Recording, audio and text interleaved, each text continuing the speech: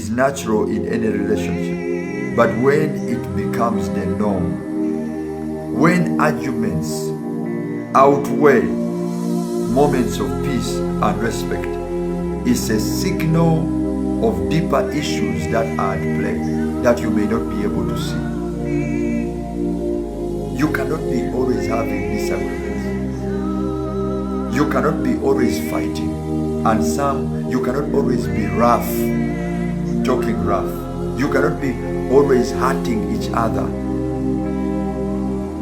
Healthy relationships are built on respect, kindness, and a commitment to listen and understand each other. I repeat, healthy relationships or God-ordained relationships are built on respect, kindness, and a commitment to listen and to understand each other. If handled, these disagreements always foster growth and a better understanding of each other. Because even when you have conflicts, you want to listen, you want to understand. Why is he saying what he's saying? Why is he responding the way he's responding?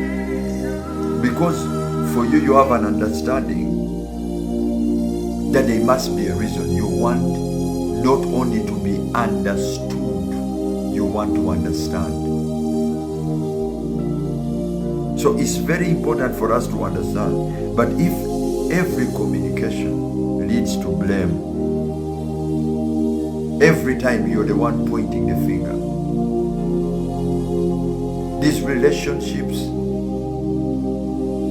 are emotional burdens. They foster resentment, bitterness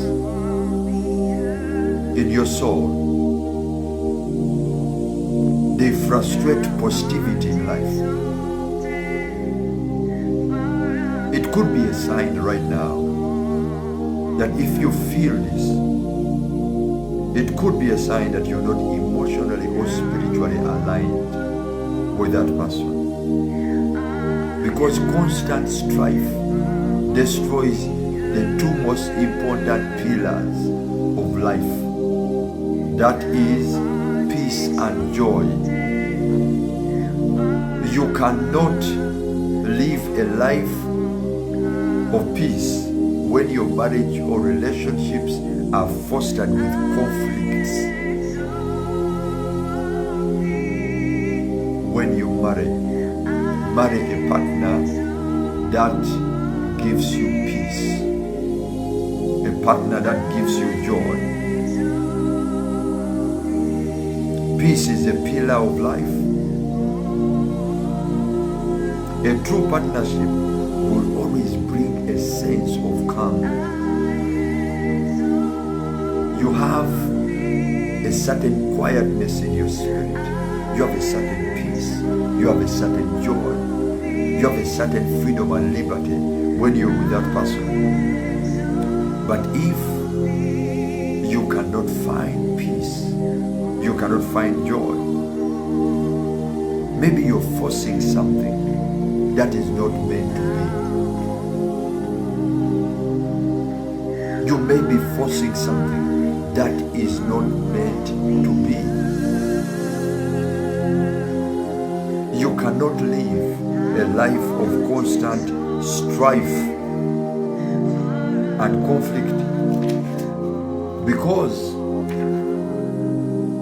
strife and conflict always brings spiritual and emotional harm to your life. It hinders spiritual growth, because a heart that is preoccupied on conflict cannot seek God. When you're fighting, when you're emotionally disturbed, bitter, in resentment, it is very difficult to seek God.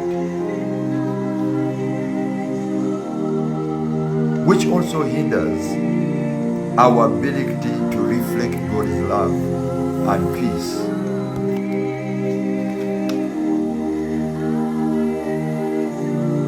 When our lives are marked with strife and conflict, will hinder our ability to reflect God's love and peace to the world.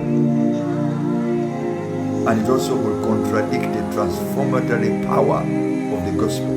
How shall we tell people that Jesus is the Prince of Peace when our lives are marked with strife and conflict? That's why you have to put certain boundaries in the spirit of love to some people. If they foster strife, they foster conflict, they are conflict brothers, they are always gossiping, they are always looking for faults, fault finders, they are not quick to forgive. When you're in such a relationship, it is emotionally and spiritually burdensome. It's important that you foster relationships that bring you to a place of peace. Those of you that are looking for husbands, spouses, and partners, without this love and peace in your relationship ceases to be a partnership. It becomes a battlefield. Some of you are in battlefields, not in partnership. Always fighting, always proving a point. Who is better than who? Come out of a battlefield. You need a partnership. Because life, you require, the Bible said two are better than one. When one falls, the other one picks him up. But if it's about winning battlefield, when another falls, the other one mocks and laughs. So when you're in a relationship which is not marked by respect, it is not marked by peace and joy, then that's a battlefield. That is a war. You will not be able to grow spiritually. You will not grow emotionally.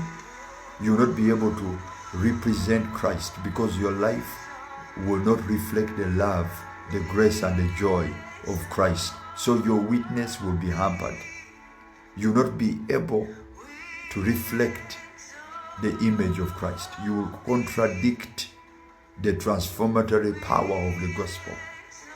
So how I pray that God will give you wisdom to choose relationships that grow you emotionally and spiritually, that you will run away from conflict breeders, that you will look for partnerships, not battlefields. You're not looking for somebody to fight with when you're looking for a spouse. You're looking for a partner to stay with forever. Relationships must not be battlefields, must be partnerships. Father, I thank you.